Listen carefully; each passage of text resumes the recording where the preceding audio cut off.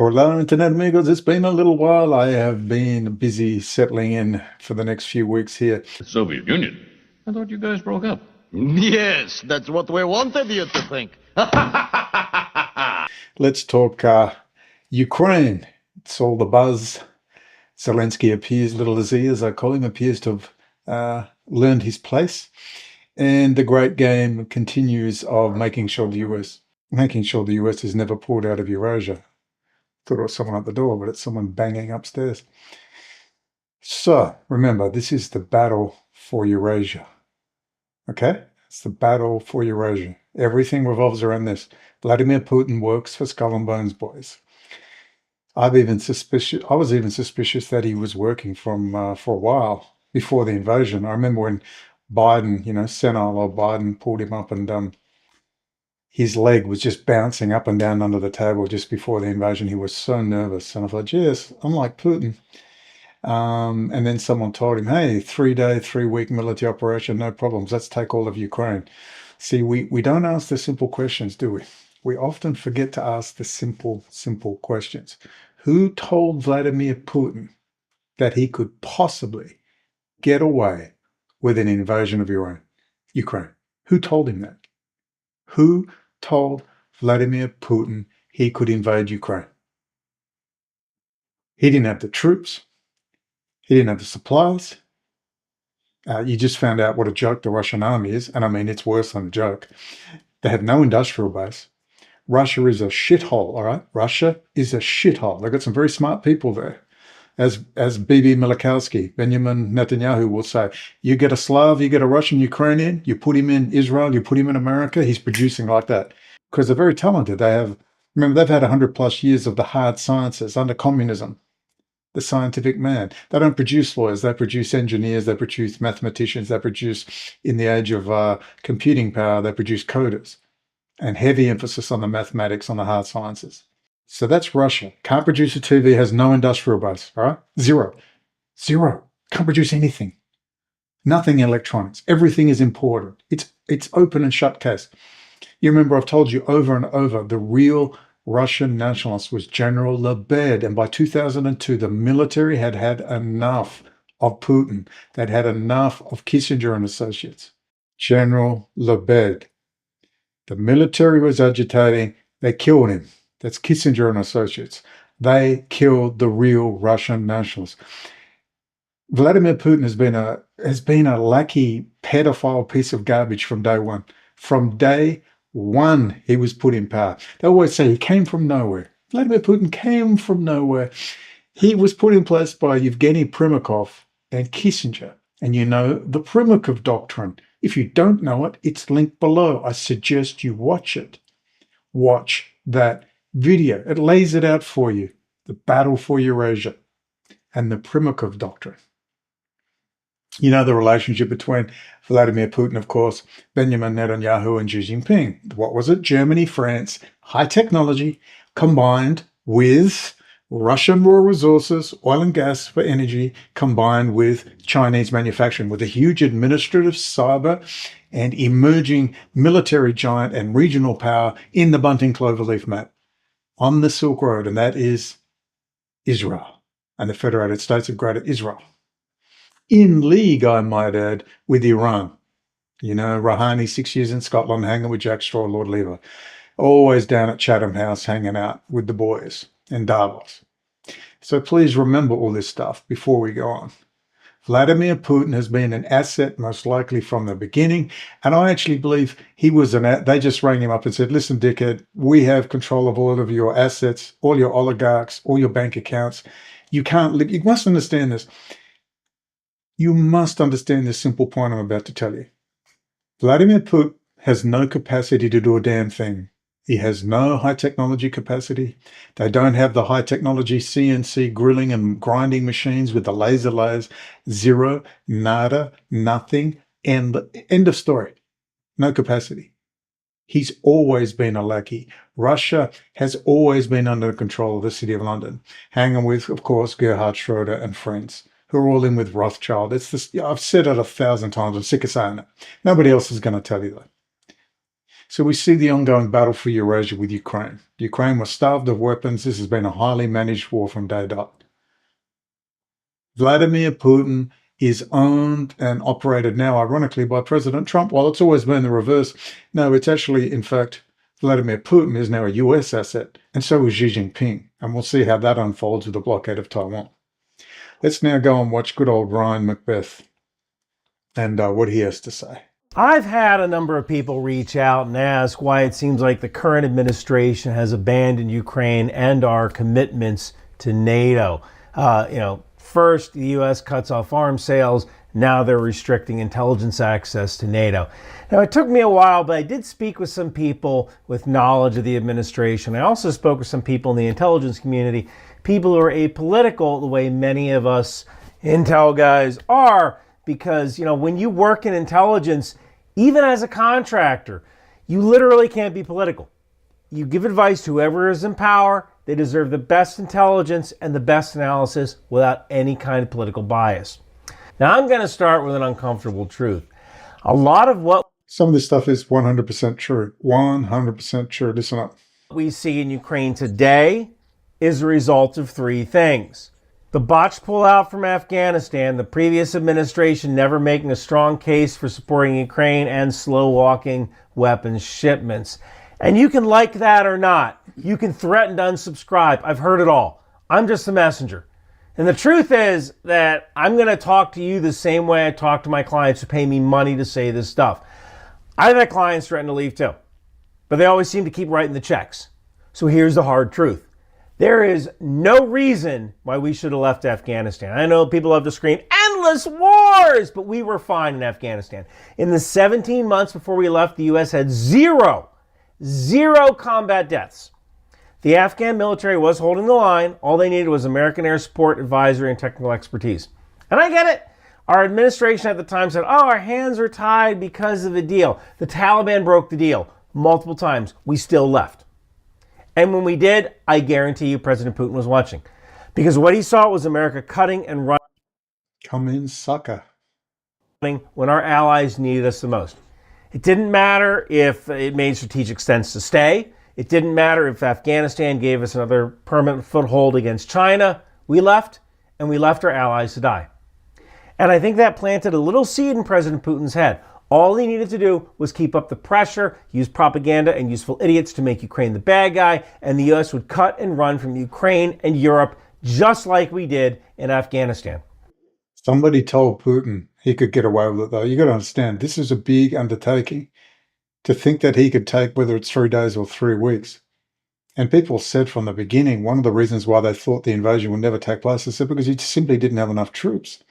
So these are simple questions we can ask. So you're not even close to having enough troops, not even remotely close. You did it anyway.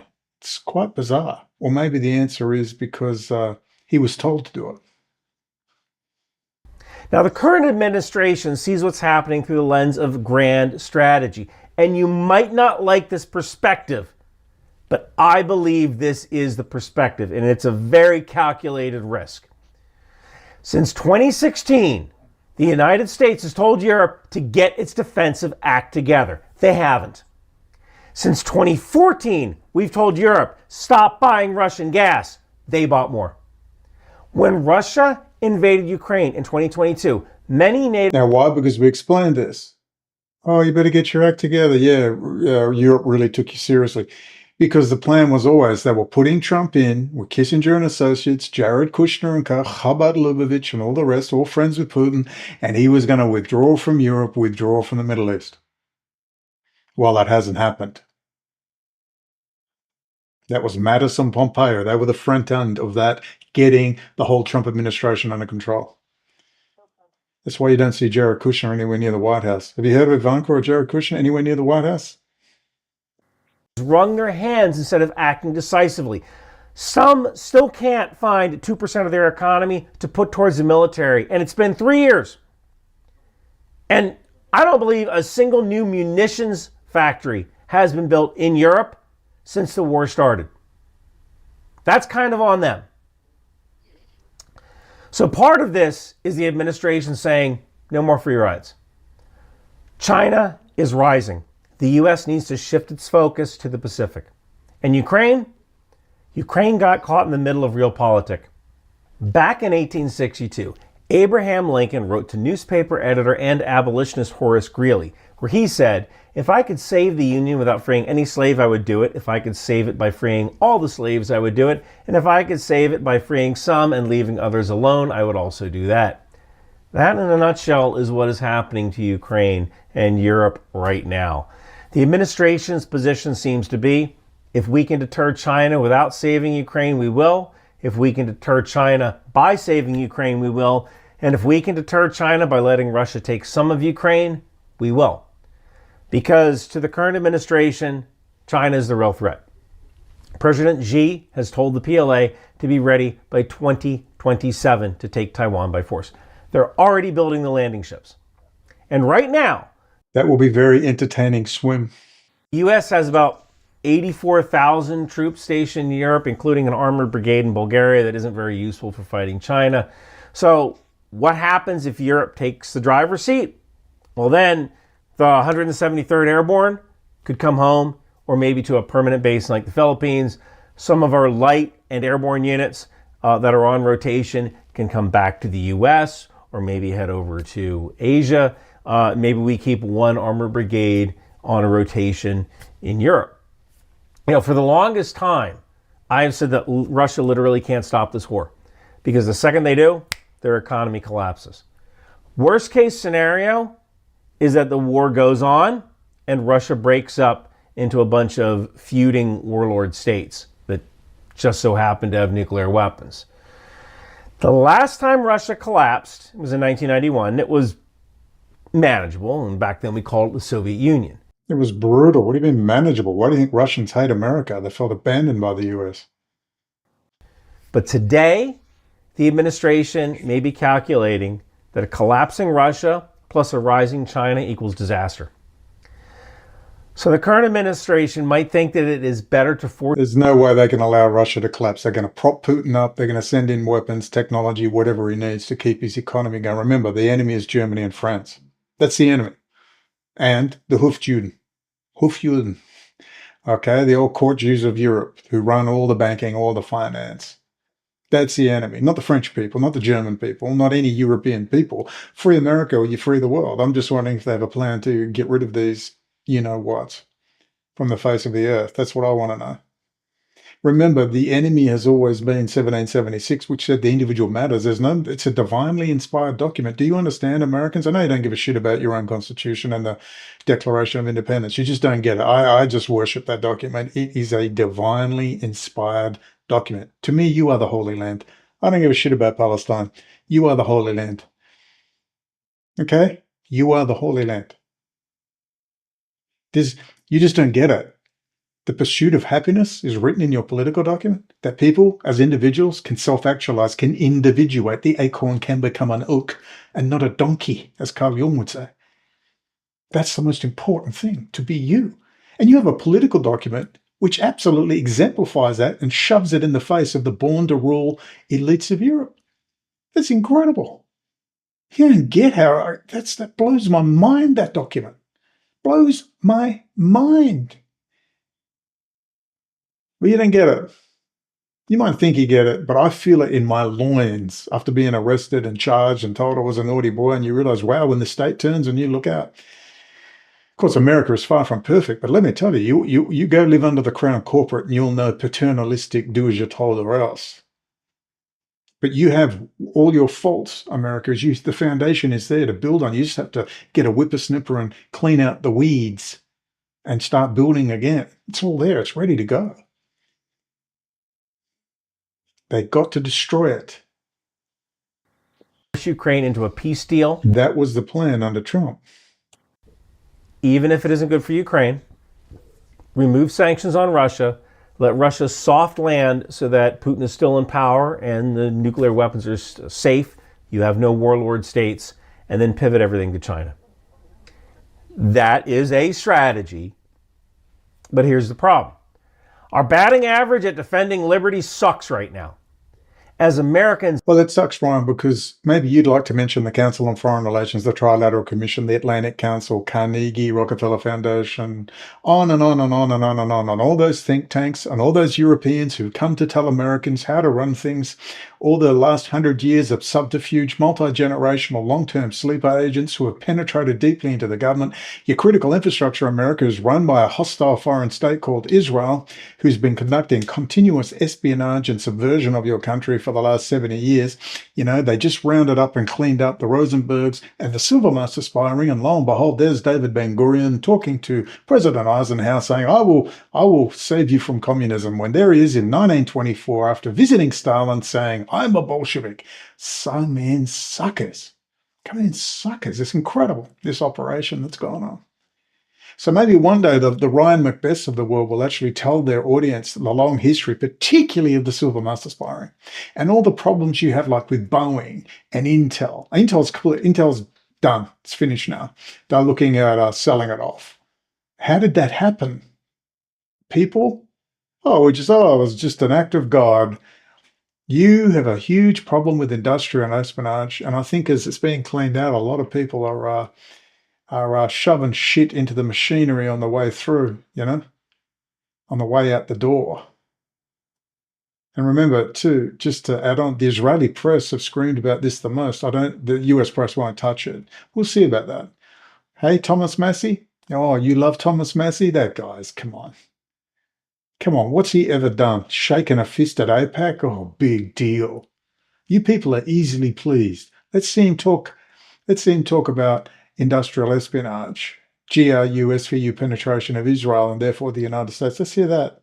Yeah. Maybe Ryan Macbeth will talk about it. jam.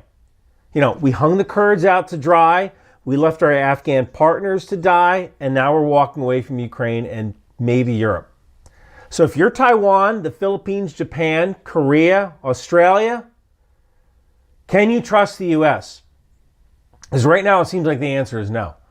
Because if we can turn off weapons aid to Ukraine, we can turn off aid to anyone. Zelensky deserved everything he get. Zelensky is a little arrogant, coke-addicted piece of garbage. General Zaluzny, God willing, will take over, the great General Zaluzny. Just remember, it was Zelensky and that piece of garbage Russian general with all his family in Russia who started the disaster. Zaluzny said over nearly 18 months ago, I need 500,000 Ukrainian men now. Now, take him out of the nightclubs of Berlin and Paris and Poland and Kiev nightclubs popping ecstasy and doing meth, and get him off their ass and get him into the damn trenches. And they fired him. What does that tell you about Zelensky? Piece of stinking garbage, cross-dressing, cokehead. I agree with JD Vance on that Europe's just puffed him up. He actually believes he's this genuine. They said, could you wear a suit? That's all he had to do, wear a suit. But he couldn't even be bothered doing that. He lives on another planet because he's a cokehead. He's on popping Adderall pills all the time. Piece of garbage. Zelensky's polling around 30%. General Zaluzny is around 60 to 68%. They know he's finished. Zelensky's going to be dumped and forgotten about, thank God. Look, we could do more, but I've given you the rundown now. Putin works for President Trump and not the other way around. That's the joke. He works for the Department of Defense, and we'll see this reordering of Eurasia, and we'll see what happens after it's stabilized. Remember, the enemy is German and French elites and UK elites to some degree. Once this China's sorted out over the next couple of years, you will see Canada become a state. I promise you, Canada will be a state of the United States. You think it's a joke? It's not a joke. They're going to choose. They're going to be a state, or else they're going to collapse completely. And when I say collapse, I mean fucking collapse. Greenland will be part of the United States. You're going to see a complete reordering and the data analytics. When Donald Trump said, if you don't like us, we're going to bypass you. If you don't share our values, JD Vance says, we're going to bypass you. It's not a joke. It's not a joke. The data analytics are going to show, and they've just said, if you don't want in, we're just going to bypass you and watch you collapse. You can't turn to China because China's going to collapse. China's completely dependent on US high technology. I mean, if you just want to stop dead in the water right there and then, none of these countries are independent, nor can they survive without US high technology. The patents, Taiwan is not owned by the Taiwanese. Taiwan is owned by US. All right, Taiwan Semiconductor. Cadence Design. Oh, Intel's just replaced their CEO he used to be the head of Cadence Design, which is how they simulate chips. It's very important software. You can't build a chip without it. It's one of two companies that does it. So that'll be interesting. Maybe they can rescue at least some aspect of Intel, but we'll talk about that in the future. But just please understand that premise. No one goes anywhere without US high technology. And it's not just that. The US has the ability to enforce the rule set, the patent technology. It can enforce it with its military, and that's cyber domination. With the small caveats, because I have seen nothing that tells me that these Israeli companies have been removed from US critical infrastructure. I've seen nothing. If you can find something, let me know. I can't find a damn thing. Nothing. Nada. Zero. I've seen indications. I've seen general directions change, but that's it. Remember Bill Bainey and that great documentary, A Good American, where they said the levels of subversion were outrageous. And that was back in the early 2000s. So we'll have to see how this goes. Overall, I can't fault this. You can laugh where you like. The Trump administration, with the Department of Defense, the FBI, and the intelligence community getting the job done. It remains to be seen, Doge and the Pentagon. I can't wait to see that. That's going to be hilariously funny. You're watching the collapse of Tesla, of course, but they will re-engage with China. So definitely keep an eye on the Tesla share price. It may go as low as $50 to $30, which is really all it's worth, 30 to 50 US dollars a pop. You might pick up a bargain because the plan is to re-engage with China. Remember, they're building a road now and a rail system from India all the way to Gaza. Oh, that's why Trump wants a US base in Gaza. They're building a huge new port facility there. And voila, and that's the end of the Belt and Road. So for all you people that keep talking about it's just another script, no, I'm sorry, it's not just another script. The City of London is dead. It is now dead. It's dead and gone. I like Tom Longer, don't agree with everything, but he's right. It's dead. It's just the simple application of US power. You've never had it because you've been so infiltrated. And slowly but surely, US elites are cottoned on, and it's hard for the average person to believe they didn't know. They didn't know. They don't sit around watching YouTube videos. They don't watch my YouTube videos. They might, a few might now. They don't do that. And just remember the changes that have taken place, of which I am very proud to have been a part, and it's because of all of you as well. The Mary Silvers and the Lees and the Dawns and Kevins and many, many others. People with security clearances who have been handed. I was talking to JSOC, Joint Special Operations Command, people at Tampa Bay at the airfield. We're all talking to him on WhatsApp as he passed around my videos. That's what's changed things, not Alex Jones, not these other little whores running around. The Tim Pools of the world have done nothing to change a damn thing. It's been the quiet achievers behind the scenes, of which you are a part. So stop with this negative, belligerent bullshit. See, you're like the battered housewife. When I worked as a registered nurse, I got to know a lot of social workers in emergency departments and other places. Of course, social works are a big part of the hospital system. And you see women that have had the shit beaten out of them for the last 20, 30 years even, and they can't leave. And when they finally leave, they suffer the worst depression, even though they've got the support in socialist Australia. They get a lot of support with their kids, and yet they're so depressed because they're just so used to being battered. And a lot of our problem is we're just so used to losing that we just can't imagine that Jewish power and the political Zionist movement is now finished, completely finished. But that doesn't mean we're out of the woodwork yet. I haven't seen the dismantling of the national security state yet, but give it time. But you and I will receive the government we most deserve. It's not just going to happen, okay? We're going to have to fight for it. So stop bitching, whinging, and whining. And I'm very hard on people who want to go hard at it on my Patreon in particular. Don't bitch and moan with such passion when you haven't done a damn thing. You haven't left your house. I mean, imagine someone saying all is ended and all this and all that. And I just can't even read this shit. And it's like I'm almost getting ready to delete a bunch of people because I don't want your money. This is my little home. I rent a property off Patreon. And you can disagree, but you need to make sense. And I notice an awful lot of you, Aaron Jensen being one of them, that you just go on and on about the same thing. You don't get the fucking hint. Fuck off. If you can't make a point by simple arguing the points, if when I ask you to explain to me your position and you can't, in fact, I'm going to delete you and just ban you and ban your credit card. I don't want that negativity anywhere near me. If you can't argue your point and say, well, I disagree, Brendon, because of this, all right, then you have an agenda. And there's people that have been there 2-3 years on my Patreon and they haven't learned a damn thing. So I've got to believe they're just sitting there watching, and they've got a dog in the fight. Usually it's the white nationalist movement clowns who can't think for themselves, so they come to my Patreon to get a few ideas for their own stuff, to pass it off as their own. I'm tired. I don't want that negativity around me. And if you can't grow up and smell the roses, like I don't notice everyone lining up to thank Mary Silva, who's we're working on something right now. Incredible work she's done. I find it amazing. You either stop with the belligerent psychological negative bullshit, or I'm just going to delete you, right? If you can't justify your position, I'm just going to delete you. And you're not even going to get a month's grace where you take your money and you can sit there and still sit there for a month. I'm just going to delete you. Just cut you straight out, because I've had enough of this.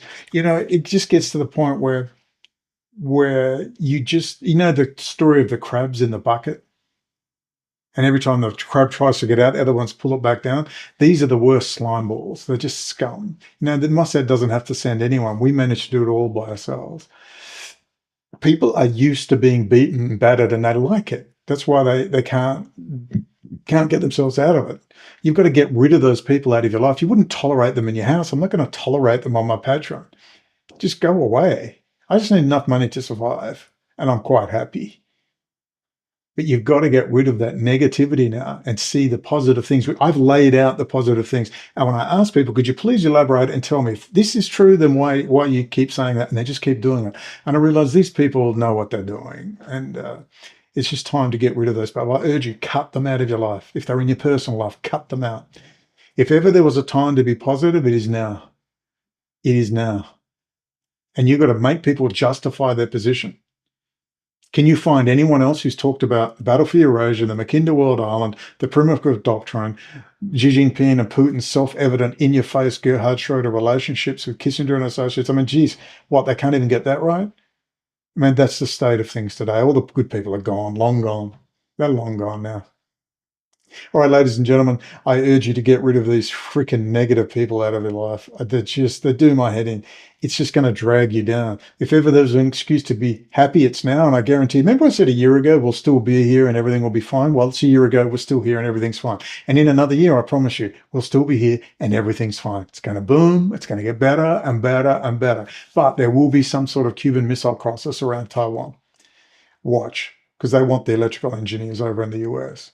Everything is getting set up. Everything is going perfectly. Once this new order has been arranged, then America, you've got to start working on, you don't have to worry about anyone else. Just start working on your own surveillance state, right? You've got to start getting rid and deporting these efforts out of your country. And then there's going to be no justification. You have to decriminalize drugs. Something like Portugal did, they're still illegal. But for the end users with less than 3 grams or less than 28 grams of pot, you've got to start emptying the jails and end this war on drugs and wind it down. So drug trafficking will still be illegal. Watch out, Alex Jones. Sheriff Israel and Roger Stone and all your friends. But you've got to start winding it down. Okay? And that's just by the US using its power. You've got plenty of gold in Fort Knox. No one's going broke. Rand Paul, Ron Paul, they're just a balk.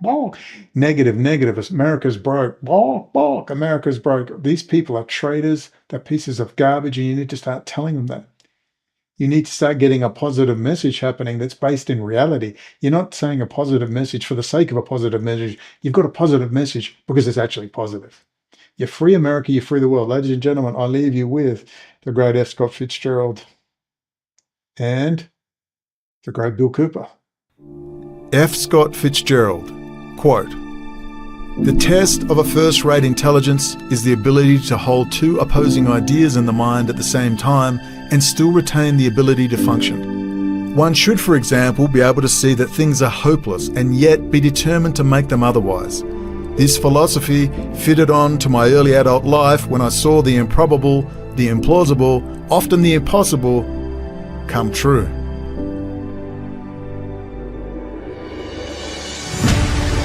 What is our common bond truly? Freedom. Freedom. Without freedom, you can't be a Christian no matter what denomination you belong to. You can't be a Buddhist. You can't own a donut shop. You can't drive from here to Oregon.